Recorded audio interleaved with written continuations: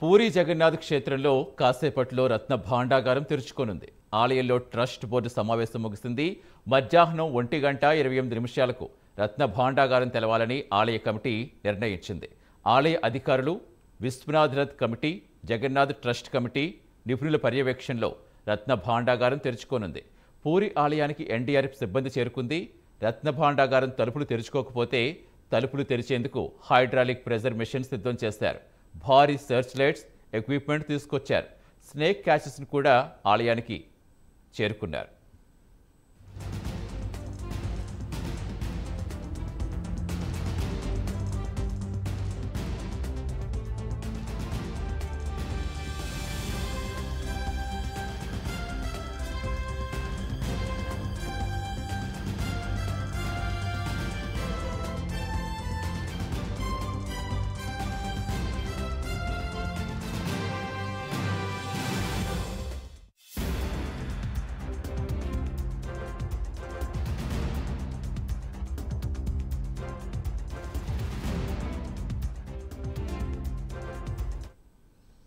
దేశమంతా అత్యంత ఆసక్తిగా ఎదురుచూస్తున్న ఒడిశాలో పూరి శ్రీక్షేత్ర రత్న భాండాగారం తెరిచేందుకు సర్వం సిద్ధమైంది. జగన్నాథుని ఆభరణాల గది కాసేపట్లో తెరుచుకోనుంది. దాదాపు 46 ఏళ్ల తర్వాత రత్న భాండాగారం ఓపెన్ కానుంది.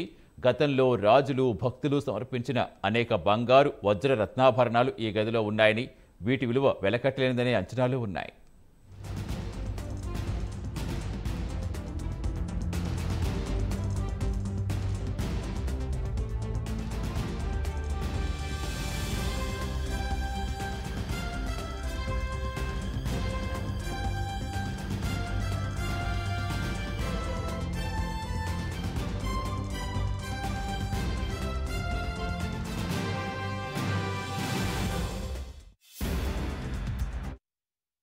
కాసేపట్లో పూరిలో ప్రముఖ జగన్నాథ దేవాలయంలో రత్న భాండాగారం తెరవనున్నారు. అందులో విలువైన వస్తువులపై ఆడిట్ చేయనున్నారు. అక్కడ ఉంచిన విలువైన వస్తువులపై ఆడిట్ చేయబోతున్నారు. 46 ఏళ్ల తర్వాత ఆ రహస్య గది తెరవనుండడంతో లోపల కింగ్ కోబ్రా వంటి భారీ విషసర్పాలుంటాయనే భయం నెలకొంది. ముందు జాగ్రత్తగా పాములు పట్టులు నిపుణుల వారిని పిలిపించారు. ఒకవేళ విషసర్పాలు కాటేసినా సత్వర వైద్యం కోసం వైద్యుల్ని సిద్ధం చేశారు. పురాతన దేవాలయం కాబట్టి చిన్న చిన్న రంధ్రాల ద్వారా పాములు రత్న భాండారాలు ప్రవేశించే అవకాశం ఉంది. జగన్నాథ్ హెరిటేజ్ కారిడార్ ప్రాజెక్ట్ పనులు చేస్తుండగా ఆలయ పరిసరాల్లో పాములు కనిపించిన సందర్భాలున్నాయి.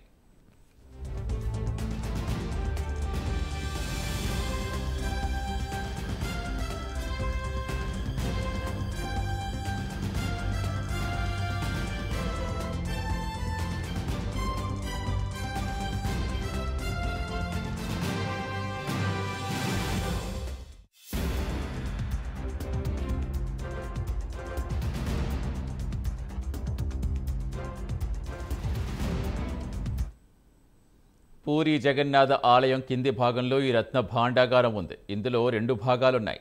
12వ శతాబ్దంలో రాజులు సమర్పించిన అనేక వజ్ర రత్నాభరణాలు ఈ గదిలో ఉన్నాయి. ఆలయంలో రోజువారీ పూజలు నిర్వహించేందుకు అవసరమయ్యే నగలు నిధి పైభాగంలో ఉంటాయి. మిగిలిన ఆభరణాలు ఖజానా కింది భాగంలో భద్రపరుస్తారు. అయితే లోపలి భాగంలో వెలకట్టలేనంత అపార సంపద ఉందని భావిస్తూ ఉంటారు. దీని తాళాలు మాత్రం కొన్నేళ్లుగా కనిపించకుండా పోయాయి. దీంతో ఆభరణాలు భద్రంగా ఉన్నాయా లేదా అనే దానిపై ఉత్కంఠ నెలకొంది.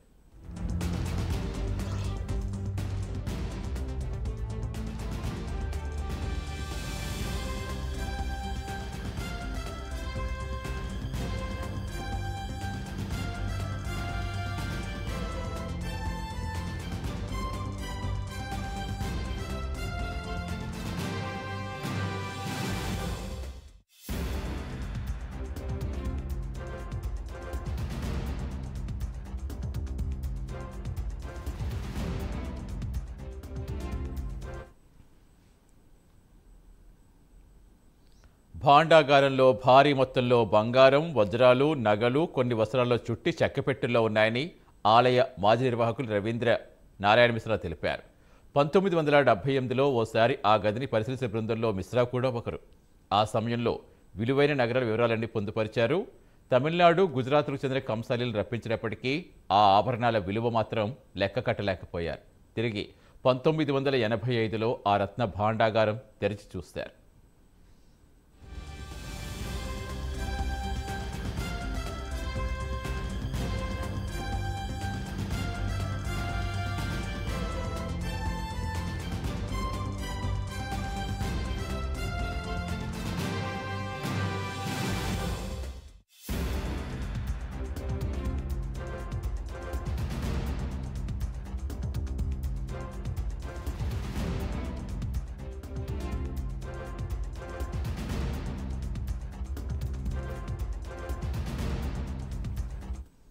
ఆభరణాల భద్రతపై ప్రజల్లో అనుమానాలు వ్యక్తమైన తరుణంలో దాన్ని తెరిచేందుకు కొన్నేళ్ల క్రితం ప్రయత్నాలు జరిగాయి.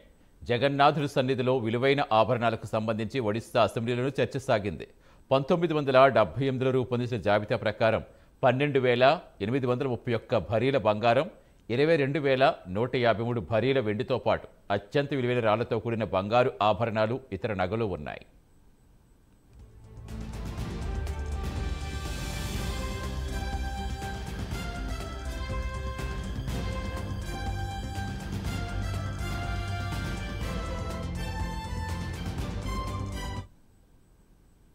జగన్నాథుని ఆలయంలో రత్నాల భాండాగారం తెరిచే బాధ్యత విశ్వనాథ్ కమిటీ తీసుకుంది. ఆయన నేతృత్వంలో 16 మంది సభ్యుల కమిటీకి ఈ బాధ్యత అప్పచెప్పారు. ఈ కమిటీ జగన్నాథ్ ఆలయంలో రత్న భాండాగారంలో ఉంచిన వస్తువులు లెక్కించి వాటిపై నివేదిక రూపొందిస్తుంది. సాంప్రదాయ దుస్తుల్లో రత్న భాండాగారం తెరిచి అక్కడున్న వస్తువులు లెక్కిస్తారని తెలుస్తోంది.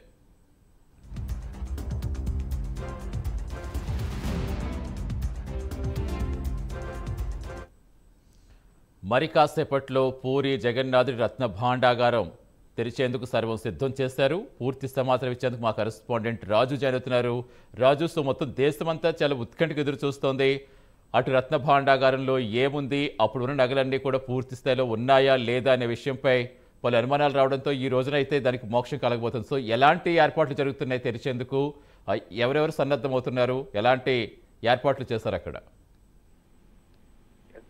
మొత్తం దేశవ్యాప్తంగా కూడా ఈరోజు చూసుకుంటే పూరి పైన వాళ్ళ దృష్టి ఉందని చెప్పుకోవచ్చు. ఎందుకంటే తెలుగు రాష్ట్రాలకు సంబంధించినంత వరకు ఎంతవరకు అయితే వెంకన్న స్వామిని అందరూ అపురూపంగా చూసుకుంటారో, స్వామి యొక్క దర్శనం కోసం ఎదురు చూస్తారో, అక్కడున్న ఆస్తుల విలువ కోసం ఎంతవరకు ఎదురు చూస్తారో, అదే విధంగా ఒడిశాకు సంబంధించినంత వరకు ప్రతి ఇంట్లో కూడా ఇక్కడికి సంబంధించినంత వరకు పూరి జగన్నాథుడి యొక్క ఫోటో లేకుండా ఎవరు ఉన్న పరిస్థితి అయితే ఉండదు.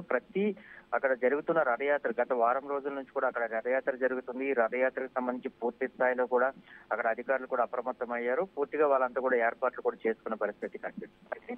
ఇప్పుడు ఉత్కంఠగా ఎదురు చూస్తుంది ఏంటంటే గత 46 సంవత్సరాల నుంచి, ఎందుకంటే 46 సంవత్సరాల ముందు 2 గదులను ఓపెన్ చేయడం జరిగింది. ఆ దాంట్లో ఉన్న సంపదని ఎంతవరకు అని లెక్కించగలిగారు. దాని తర్వాత 3వ గదిని ఓపెన్ చేసే క్రమంలోనే అక్కడైతే నాగబంధనం ఉంది, అదే విధంగా అక్కడ కొన్ని విష సర్పాలు ఉన్నాయి, లోపలికి వెళ్ళడానికి అవకాశం లేదంటూ కూడా తలుపులు మూసివేశారంటూ కూడా అధికారులు అప్పుడున్న కలెక్టర్ చెప్పడం జరిగింది. దాని తర్వాత వచ్చిన తర్వాత అప్పటి నుంచి దాంట్లో 3 తాళాలు ఉంటాయి. ఒక తాళం మిస్ అయిన కారణంగా దాన్ని అయితే తెరవలేకపోతున్నామంటూ ఇంకొక వాదన వచ్చింది. అయితే ఇప్పుడు ఈ రోజు పర్టికులర్ గా చూసినప్పటికీ తాళం మాత్రమే అక్కడ ఇబ్బందిగా కలిగింది కనుక పూర్తి స్థాయిలో ఆ తాళాన్ని మళ్ళీ తీసుకుని రాగలగాలి అంటూ కూడా ఇప్పటికే చెప్పడం జరిగింది. ఈ రోజు ఏదైతే పూరి ఆలయం రత్న భండాగారం తెలుసుకోబోతుందో దీనికి ఒక రహస్య గది, అంటే రహస్య గదిలోకి వెళ్ళడానికి, ఏదైతే 3వ గది ఉందో ఈ 3వ గదిలోకి వెళ్ళడానికి 16 మంది సభ్యుల బృందం కూడా ఏర్పాటు చేశారు. దీన్ని 45 సంవత్సరాల తర్వాత కూడా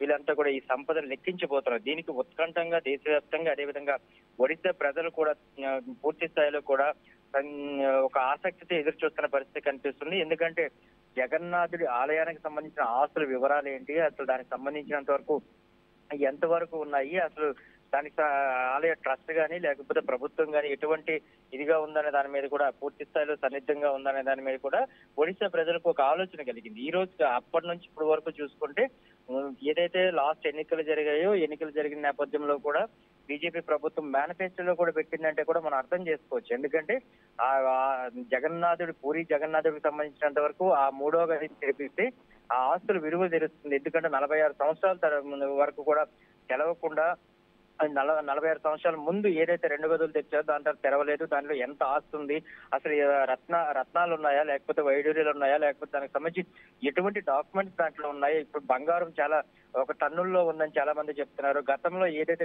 గజపతి రాజులు, ఎందుకంటే అదంతా కూడా గజపతి జిల్లా వస్తుంది ఒడిశాకి సంబంధించినంత వరకు, గజపతి రాజులు ఇప్పుడు యుద్ధాలకు వెళ్ళేటప్పుడు రాజుల దగ్గర దండయాత్ర చేసిన మొత్తం ఓవరాల్ గా తెచ్చిన బంగారాన్ని కానీ లేకపోతే వైడూర్యాలు కావచ్చు లేకపోతే మిగతావి కావచ్చు, రత్నాలు కావచ్చు, ఇవన్నీ కూడా తీసుకొచ్చి అక్కడ దాచారంటూ కూడా ఒక అపోహ నడుస్తాయి. ఈ నేపథ్యంలోనే పూర్తి స్థాయిలో అక్కడ ఏం జరుగుతుందన్న దాని మీద ప్రభుత్వం దృష్టి సారించింది. ఇప్పటికీ అదే దాంట్లో తీసుకొచ్చేటప్పటికి ఈ గది తెలవడానికి అయితే జస్టిస్ విశ్వనాథన్ కమిటీని ఆధారం చేసుకొని ఆయన అధ్యక్షతనే మొత్తం అయితే ఈ రోజు ప్రస్తుతానికైతే హై లెవెల్ కమిటీకి సంబంధించి పూర్తి స్థాయిలో ఒక సమావేశం జరిగింది. ఈ రోజు 1:28 ఆ రత్న భండాగారాన్ని తెరవాలంటూ కూడా అధికారులు, అదేవిధంగా ఆలయ కమిటీ, ప్రభుత్వం కూడా మొత్తం అందరూ కూడా నిర్ణయించుకున్న పరిస్థితి కనిపిస్తుంది.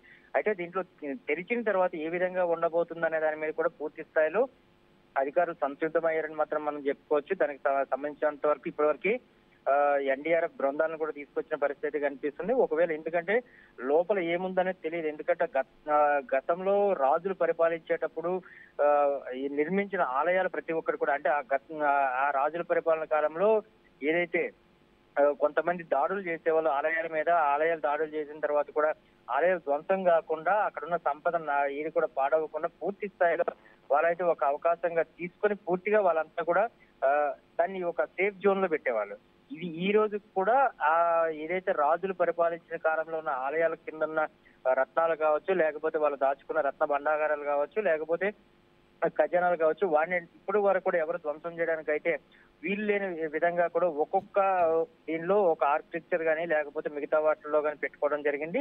అదే దాంట్లో పూరి జగన్నాథుడికి సంబంధించినంత వరకు ఒక ప్రత్యేకత కూడా ఉంది. ఎందుకంటే ప్రపంచ వ్యాప్తంగా తెలిసిన విషయం ఏంటంటే, ఎందుకంటే పూరి జగన్నాథుడికి సంబంధించి ఎటువైపు అయితే గాలి వీస్తుందో దానికి ఆపోజిట్ దీంట్లో కాకుండా గాలి వీస్తున్న వైపే పూరి జగన్నాథుడు ఏదైతే ఆలయం పైన జెండా ఏదైతే ఉంటుందో ఆ జెండా గాలికి ఎదురుగా వీస్తున్న పరిస్థితి కనిపిస్తుంది. ఎందుకు అలా కనిపిస్తుందంటే ఈ రోజు కూడా సైన్స్ కూడా అర్థం కాని విషయం ఏంటంటే, ఎందుకు గాలి వీస్తున్నప్పుడే దానికి ఆపోజిట్ గాలికి ఆపోజిట్ లో పూరి జగన్నాథుడు జెండా ఎగురుతూ కనిపిస్తూ ఉంటుంది కనుక భక్తుల యొక్క విశ్వాసం కూడా ఎందుకంటే ఎలా ఉంటుంది, భక్తులు కూడా గాలికి వ్యతిరేకంగా ఇప్పుడు వరకు కూడా వీచిన జెండా ఎక్కడ కూడా కనిపించలేదు కనుక పూరి జగన్నాథుడు ఆలయంలో ఇది ఒక ప్రత్యేకమైన విషయం అని చెప్పుకోవచ్చు. అదే కాకుండా అక్కడున్న ప్రసాదం విషయంలో కూడా చెప్పుకోవచ్చు. ఎందుకంటే ఆ ప్రసాదం కూడా ప్రత్యేకంగానే ఉంటుంది. తిరుమలలో మనకి ఏదైతే తెలుగు రాష్ట్రాలకు సంబంధించి కానీ ప్రపంచ వ్యాప్తంగానే లడ్డు ఎంత ఫేమస్ గా చెప్తామో అక్కడ ఉన్న వాళ్ళు వండుకున్న అన్నం కూడా కేవలం అన్నాన్ని మాత్రమే ప్రసాదంగా పెడతారు. అది కూడా అదే స్థాయిలో కూడా చాలా ప్రాముఖ్యత చెందిందని మాత్రం చెప్పుకోవచ్చు. అంటే పూర్తి స్థాయిలో కూడా ఒడిశా ప్రజలందరూ కూడా పూరి జగన్నాథుడి మీద ఒక పూర్తి విశ్వాసం ఉంది. అదే విధంగా వాళ్ళ మీద నమ్మకం ఉంది కనుక ఈ రోజు ఆ టెంపుల్ యొక్క ఆలయానికి సంబంధించినంత వరకు కానీ లేకపోతే టెంపుల్ కి సంబంధించి పూర్తిగా ఏదైతే నిర్మాణానికి సంబంధించి అదే విధంగా ఆలయ పరిరక్షణకు సంబంధించి వాళ్ళందరూ కూడా ఆలోచిస్తున్న పరిస్థితి కనిపిస్తుంది. అదే విషయంలో ఈ రోజు 3వ గది తెరుచుకోబోతుందనే ఒక ఏదైతే ఆతృత గానీ లేకపోతే దానికి సంబంధించినంత ఆసక్తి ఏదైతే ఉందో దానికి సంబంధించి మొత్తం వేలాది మంది భక్తులు కూడా అక్కడ చేరుకోవడానికి అయితే సిద్ధమయ్యారు. కానీ ఒడిశా గవర్నమెంట్ మాత్రం ఒకటే విషయం చెప్పింది, ఎందుకంటే పూర్తి స్థాయిలో మీ నమ్మకాన్ని అందరం నిలబెడతాం. అక్కడ లోపల ఏదైతే ఉందో హై లెవెల్ కమిటీ అయితే ఇక్కడికి వస్తుంది. మొత్తం ఇక్కడ ప్రభుత్వ అధికారులతో పాటు ఆలయ కమిటీతో పాటు సెంట్రల్ నుంచి కూడా చాలా మంది కూడా వచ్చారు కనుక అది కాకుండా జస్టిస్ విశ్వనాథన్ కి సంబంధించినంత వరకు కూడా ఆయన చాలా పకడ్బందీగా ఏ విషయాన్నైనా సరే చాలా సూటిగా చెప్తారు కనుక ఆయన మీద నమ్మకంతో మీరు ఉంచండి, మీరు ఎవరు కూడా ఇక్కడికి రావటం వల్ల గది తలుపులు తెరవడానికి మాకు అవకాశం ఉండదు అంటూ కూడా ప్రభుత్వం ఒక విజ్ఞప్తి అయితే జారీ చేసింది. దీంతోనే ప్రజలు దగ్గరికి అయితే వెళ్ళలేరు కానీ మొత్తం అందరూ కూడా మాధ్యమాలు కావచ్చు లేకపోతే సోషల్ మీడియా కావచ్చు దీనికి చాలా అట్రాక్టివ్ గా చూస్తున్నారు. అసలు గది 1:28 తెరుచుకోబోతుంది కనుక తెరుచుకోబోతున్న నేపథ్యంలో ఏం జరగబోతుంది, అసలు నిజంగా అనుకున్నట్లే దాంట్లో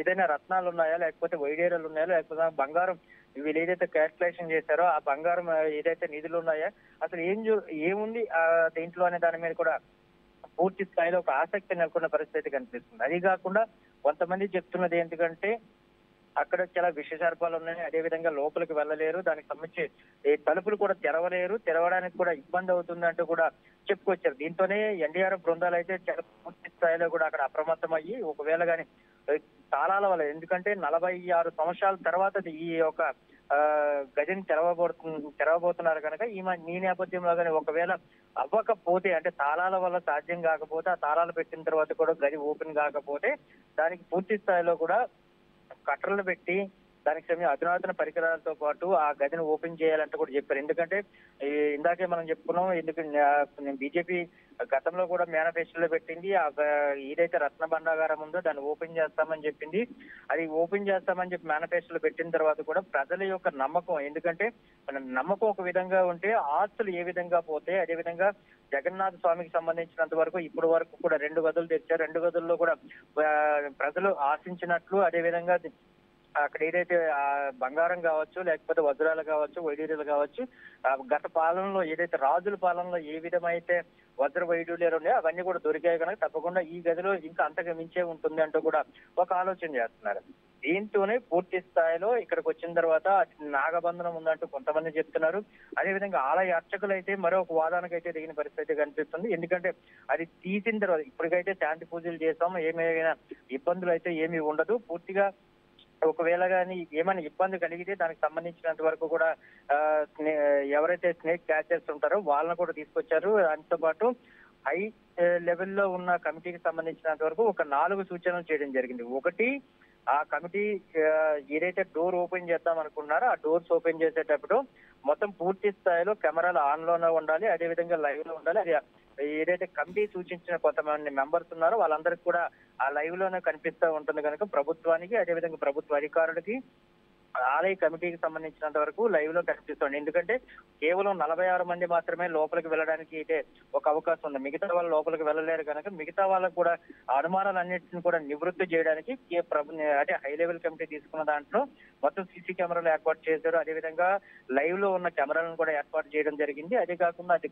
ఒకవేళ అవ్వకపోతే, డోర్స్ ఓపెన్ అవ్వకపోతే ఆ ఓపెన్ చేసే విధానం కూడా మొత్తం ఒడిశా ఉన్న ప్రజలందరికీ కూడా తెలియజేయాలి. ఎందుకంటే ఒకవేళ తెలియజేయకపోతే అక్కడ ఏం జరుగుతుందన్నది ఇంకొక అనుమానం రేకెత్తిచ్చే అవకాశం ఉంది కనుక అటువంటి ప్రలోభాలకు కానీ లేకపోతే అటువంటి అనుమానాలు కానీ తేవలేకుండా పూర్తి స్థాయిలో కూడా అక్కడ నిబద్ధతతో ఈ యొక్క జగన్నాథ స్వామికి సంబంధించినంత వరకు తలుపులు ఈ రోజు 3వ గది తలుపులు తెరవబోతున్నామంటూ కూడా అధికారులు అయితే చెప్పిన పరిస్థితి కనిపిస్తుంది. దీంతో స్పష్టంగా సెంట్రల్ సంబంధించి కానీ లేకపోతే అదేవిధంగా ప్రధానమంత్రి మోడీ కూడా దీనికైతే చెప్పడం జరిగింది. ఎందుకంటే ప్రజలే మనోభావాలకు సంబంధించిన విషయం.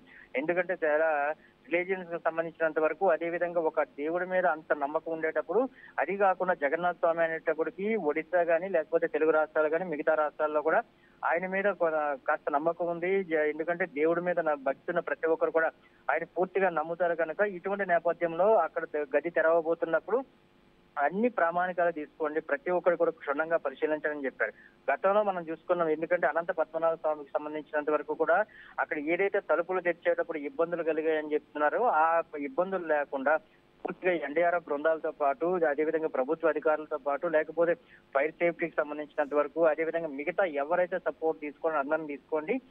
ఈ రోజు కమిటీ అయితే ఒక కీలక నిర్ణయం అయితే తీసుకున్న పరిస్థితి కనిపిస్తుంది. ఎందుకంటే గత వారం రోజుల నుంచి కూడా ఒడిశాలో సంబరాలు జరుగుతున్నాయి. ఎందుకంటే జగన్నాథ స్వామికి సంబంధించిన రథయాత్ర కంటే చాలా లక్షల మంది హాజరవుతూ ఉంటారు. అదేవిధంగా ఇక్కడ పర్లాకిమిడి గజపతి జిల్లాకు సంబంధించి పర్లాకిమిడిలో కావచ్చు, అదేవిధంగా గునుపూరు కావచ్చు, లేకపోతే మిగతా చోట్ల కూడా అదేవిధంగా ఇక్కడ పర్టికులర్ గా చూసుకునేటప్పటికీ పూరి జగన్నాథ్ కి సంబంధించి పూరిలో కూడా పెద్ద ఎత్తున జరుగుతుంది. ఇసుక పోస్తే ఇసుక రాలనంత జనం కూడా అక్కడ అటెండ్ అవుతారు.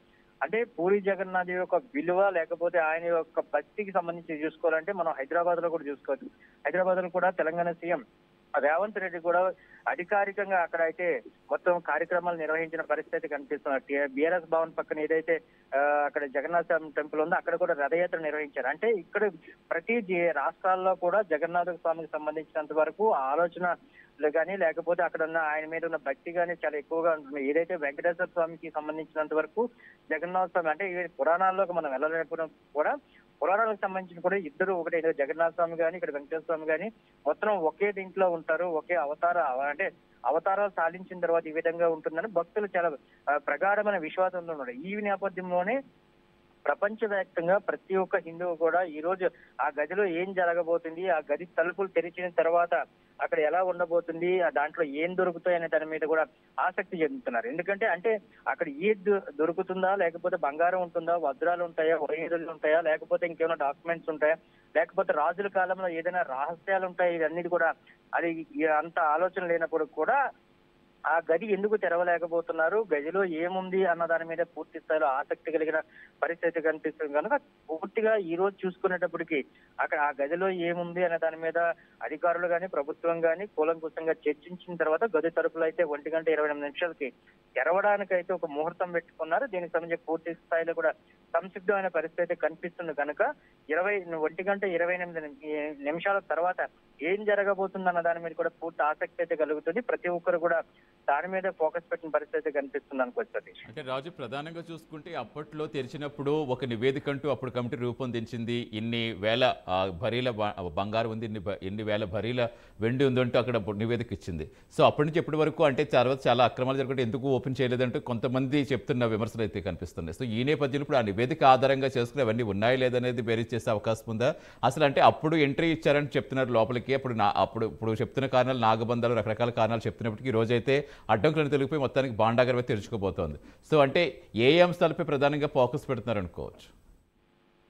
సతీష్, ఇక్కడ పర్టికులర్ గా రెండు విషయాలు చెప్పుకోవచ్చు. ఎందుకంటే 1805వ సంవత్సరంలో అప్పట్లో పూరి కలెక్టర్ గా ఉన్న చార్లెస్ గ్రోమ్ అనే రూపొందించిన నివేదిక రత్నాభండాగారానికి సంబంధించిన అధికారిక సమాచారం మొదటిసారిగా బహిర్గతమైంది. దాని తర్వాత రత్నాలు, మేలి బంగారం, అదే దాంతో పాటు వెండితో కూడిన 64 ఆభరణాలతో పాటు 128 బంగారు నాణెములు, 1298 వెండి నాణెములు, అదేవిధంగా రాగికి సంబంధించి కూడా 106 నాణ్యాలు ఉన్నాయని అప్పుడు నివేదికలో పేర్కొన్నారు. దాని తర్వాత 1950 సంవత్సరంలో జగన్నాథ స్వామి ఆలయానికి సంబంధించి పరిపాలన చట్టం అమల్లోకి వచ్చింది. దాని తర్వాత దాంట్లో రికార్డ్స్ కూడా పెట్టారు. దాంట్లో రికార్డ్స్ పెట్టిన తర్వాత ఆఫ్ రికార్డ్ ప్రకారం గానీ, బయట గదిలో ఉన్న బంగారం గానీ, లేకపోతే లోపల గదిలో ఉన్న బంగారం గానీ రెండు బ్యాలెన్స్ చూసుకున్నప్పటికీ లోపల గదిలో ఉన్న బంగారం చూసుకుంటే 150 ఉంది. అదేవిధంగా బయట గదిలో చూసుకుంటే 180 ఉంది. అంటే 146 వెండి వస్తువులు ఉన్నాయని చెప్పారు. అదేవిధంగా 1978వ సంవత్సరంలో చూసుకుని చివరిసారిగా దాన్ని రూపొందించిన జాబితా ప్రకారం రత్న భండాగారంలోని 2 గదుల్లో విలువైన రాళ్లు పొదిగిన 12,380 కిలోల బంగారం ఉంది. అదేవిధంగా 454 బంగారు ఆభరణాలు కూడా ఉన్నాయి. అదేవిధంగా 221.530 కిలోల వెండి వస్తువులు ఉన్నాయి. దాని తర్వాత 1982, 85లో 2 సార్లు లోపల గదిని తెరిచినా అప్పుడు ఆడిట్ నిర్వహించడానికి అవకాశం లేదు. ఇదే నేపథ్యంలో ఈ రోజు చూసుకుంటే అంటే ఆ వివరాల ప్రకారం అప్పట్లో ఏదైతే 1905లో అక్కడ ఉన్న కలెక్టర్ చార్లెస్ ఏదైతే ఇచ్చిన నివేదికను ఆధారంగా చేసుకొని ఈ రోజు జరగబోతున్న గది తెరవబోతున్నారు కనుక ఈ తెరవబోతున్న గదులు ఎటువంటి ఇంకేమైనా ఉన్నాయా, నిజంగానే అప్పుడు మేలిమి బంగారం ఉంది, వెండి ఉంది, బంగారం ఉంది, వజ్రాలు ఉన్నాయి, వైడూర్యాలు ఉన్నాయి, మరకత మాణిక్యాలు ఉన్నాయి అని ఇవన్నీ కూడా చెప్పుకొచ్చారు. అప్పుడు ఉన్నవన్నీ కూడా ఇప్పుడు వరకు ఉన్నాయా లేవా అనే దాని మీద కూడా ఒక సందిగ్ధం నెలకొన్న పరిస్థితి కనిపిస్తుంది. ఎందుకంటే భక్తుల్లో ప్రతిరోజు కూడా ఎందుకంటే స్వామివారికి దానం చేసిన, ఎందుకంటే భక్తులు ప్రేమతో స్వామివారిని, భక్తితో స్వామివారిని అక్కడ దర్శించుకోవడానికి వెళ్ళేటప్పుడు, లేకపోతే మొక్కులు ఏదైనా తీర్చుకోవడానికి వెళ్ళేటప్పుడు, కానుకలు చెల్లించేటప్పుడు దానికి సంబంధించి ఆలయ కమిటీ పూర్తి స్థాయిలో కూడా దానికి బాధ్యత వహించాలి. దాని ఏదైతే భక్తులు చెల్లించిన కానుకలు ఉన్నాయో ఆ కానుకలకు సంబంధించినంత వరకు కూడా పూర్తి స్థాయిలో కూడా అందరికీ బహిర్గతం చేసి ఇంత ఉంది, ఇంత ఆస్తులు ఉన్నాయి, స్వామివారి ఆస్తులు ఇవి, బంగారం ఇది, వెండిది, ఇన్ని వజ్రాలు ఉన్నాయి, ఇన్ని వైడూర్యాలు ఉన్నాయి, లేకపోతే మిగతా అప్పట్లో గతంలో ఎందుకంటే చూసుకుంటే మనం ఇప్పటికే చెప్పుకుంటాం మేలిమైన వజ్ర వైడూర్యాలన్నీ కూడా రాజుల దగ్గర ఇప్పుడు కూడా చాలా మంది రాజులు ఉన్నారు, ఆ రాజుల దగ్గర ఉంటాయని చెప్పి ఇదే విజయనగరం రాజులకు సంబంధించినప్పుడు కూడా ఒడిశాను పాలించేటప్పుడు ఒడిశాలో విజయనగరం రాజులు ఇప్పుడు అశోక గజపతి రాజు కావచ్చు, లేకపోతే వాళ్ళ తండ్రులు కావచ్చు, అప్పట్లో ఉన్న వాళ్ళందరూ కూడా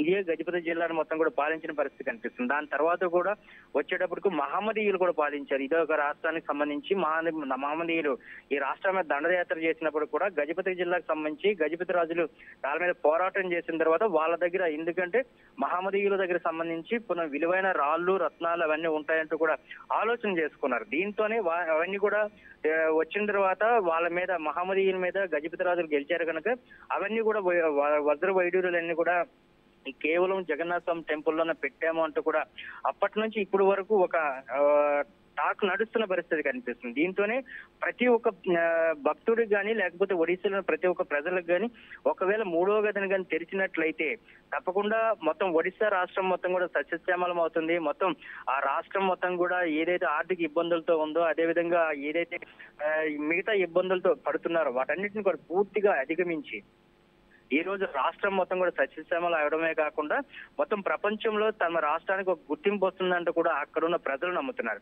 అదే విధంగా అక్కడున్న ఒడిశా ఉన్న ప్రజలు కావచ్చు లేకపోతే మిగతా రాష్ట్రాల్లో ఉన్న ప్రజలు కావచ్చు జగన్నాథ స్వామి టెంపుల్ కి సంబంధించి జగన్నాథ స్వామి మీద ఏదైతే భక్తి ప్రవర్తనలు కలిగి ఉంటారో వీళ్ళందరూ కూడా ఒకటే ఆలోచిస్తున్న పరిస్థితి ఏంటంటే జగన్నాథ స్వామి ఆలయంలో అంత విలువైన ఆస్తులు అదే విధంగా వజ్రాలు మిగతా అన్ని ఉన్నాయి. వాటన్నిటిని కూడా ఎందుకు ప్రభుత్వం బయటకు ఇప్పటి వరకు తీసుకురాలేకపోతుంది? అవి కానీ తీసుకొచ్చినట్లయితే లెక్కలు చెప్పినట్లయితే స్వామివారికి ఆలయానికి సంబంధించి కానీ లేకపోతే ఆలయ అభివృద్ధికి సంబంధించి కానీ లేకపోతే దీపదూప నైవేద్యాలకు సంబంధించి కానీ అక్కడ జరుగుతున్న పూజలు ఏవైతే ఉంటాయో ప్రతిదాన్ని కూడా అంటే ప్రతి కార్యక్రమం కూడా ప్రతి సంవత్సరం రథయాత్ర జరుగుతుంది. రథయాత్రకు కూడా కేవలం ఆలయ కమిటీ మళ్ళీ డొనేషన్ తీసుకోవడం మిగతా ఇవన్నీ జరుగుతుంది. కానీ మన తిరుపతిలో చూసుకునేటప్పటికి అటువంటి పరిస్థితి ఉండదు. తిరుపతిలో కేవలం ఏదైతే ఆలయ ట్రస్ట్ ఉంటుందో భక్తులు డొనేషన్ చేసిందో దాని నుంచి మిగతా అంతా కూడా మెయింటైన్ చేయడం జరుగుతుంది. కానీ పూరి జగన్నాథ స్వామి ఆలయానికి సంబంధించినంత వరకు ప్రతి సంవత్సరం కూడా రథయాత్ర జరిగే ఒక నెల రోజుల ముందు నుంచి కూడా భక్తులు ఒక కానుకలు లేక కానుకలు అంటే అధికారికంగా కాకపోయినప్పటికీ కూడా వాళ్ళంతా కూడా వాళ్ళ యొక్క కానుకలు ఇవ్వడం జరుగుతుంది. అదే విధంగా రథయాత్రకు సంబంధించి చందాలు ఎత్తుకోవడం జరుగుతుంది. ఇటువంటి పరిస్థితి ఎందుకు ఉండాలి? ఆ ఆలయానికి సంబంధించినంత వరకు పూర్తి స్థాయిలో డెవలప్మెంట్ జరగాలంటే ఆ గది తలుపులు తెరవాలంటూ కూడా ఒడిశాకు సంబంధించిన ప్రజలందరూ కూడా పూర్తిగా అనుకున్నారు. అదేవిధంగా దేశవ్యాప్తంగా ఉన్న ప్రజలు కూడా దాని మీద ఆసక్తి అయితే చూపిస్తున్న పరిస్థితి కనిపిస్తుంది. తప్పకుండా ఈ మూడో గది తెరిస్తే అక్కడ ఏం జరుగుతుందన్న ఆసక్తి అయితే మొత్తం ప్రపంచవ్యాప్తంగా అయితే నెలకొనుంది. మొత్తం 1:28 నిమిషాలకు అయితే ముహూర్తం పెట్టుకున్నారు. ఈ తలుపు అయితే తెరిచిన తర్వాత గదిలో ఏం జరగబోతుంది అనేది మనం కూడా చూడాలి Satish. Right, thank you Raju.